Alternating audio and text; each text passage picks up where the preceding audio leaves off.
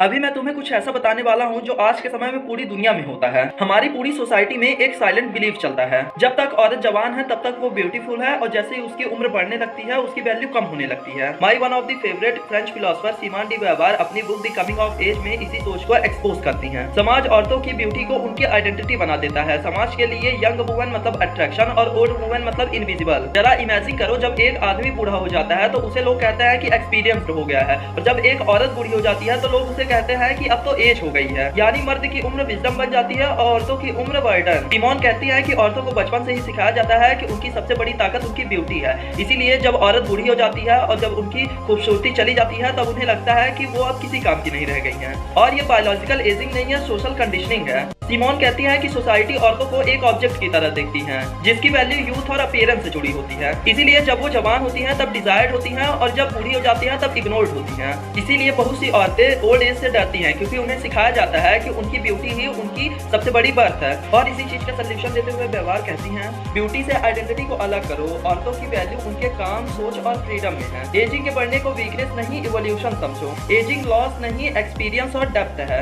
और inner freedom develop करो। Simone de beauvoir कहती हैं कि सोसाइटी औरतों से उनकी जवानी को भी छीन लेता है और उसी के साथ उनकी डिग्निटी को भी। लेकिन रियल रेबेलियन ये है कि औरत अपने आप को अपनी ब्यूटी से नहीं बल्कि कंसिस्टेंस से डिफाइन करे, क्योंकि औरत सिर्फ देखने की चीज नहीं, एक जीती जागती सोचने वाली इंसान है।